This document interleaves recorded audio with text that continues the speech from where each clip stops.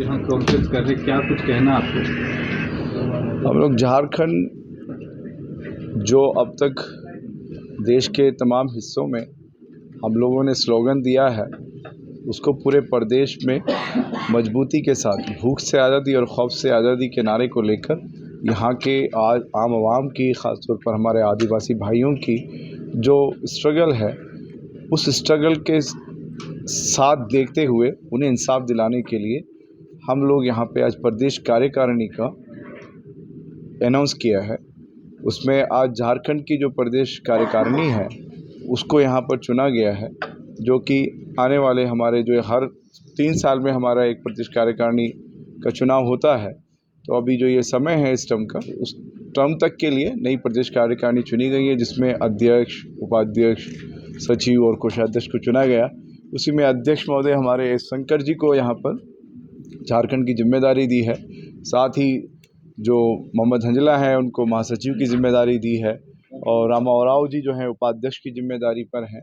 इसी तरीके से सचिव और कोषाध्यक्ष की जिम्मेदारियां दी गई हैं। इसमें हमारी बहन दिव्या कुमारी को इसमें जिम्मेदारी दी गई है। तो आज प्रदेश कार्यकारिणी का जो है अनाउंस करने के लिए मैं दिल्ली से यहाँ पर आया हूँ।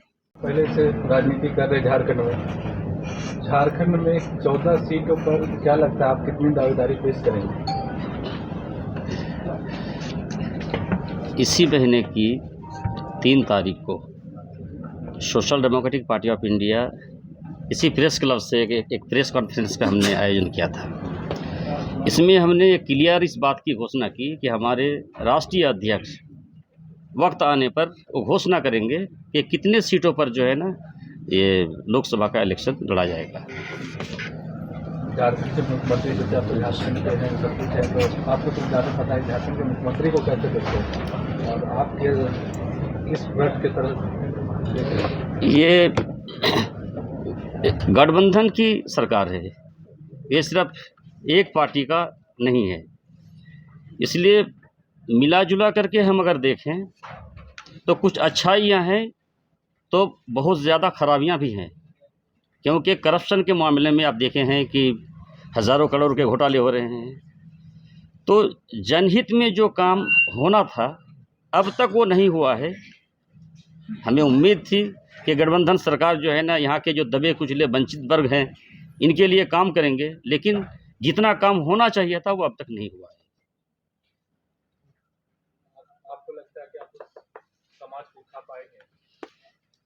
हमको लगता है नहीं, हमें यकीन है कि social democratic party of India का जो विचारधारा है और तमाम समुदाय को लेकर के जिस तरीके से जोड़ करके ये पार्टी काम कर रही है, ये पार्टी राज्य स्तर पर तो सफल होगी ही, लेकिन राष्ट्रीय स्तर पर भी बहुत ज़्यादा सफल होगी। समझदारी और पार्टी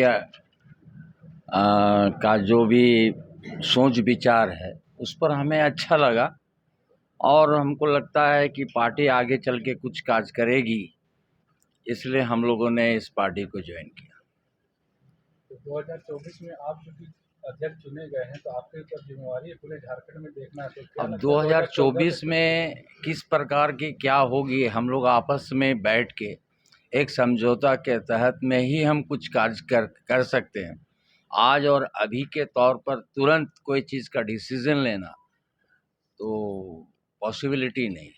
जातीय जनगणना चर्चा जोरों पर है, आपकी पार्टी इसको कैसे क्या देती है? जातीय जनगणना होना चाहिए, इस पर बहुत ज़रूरी है।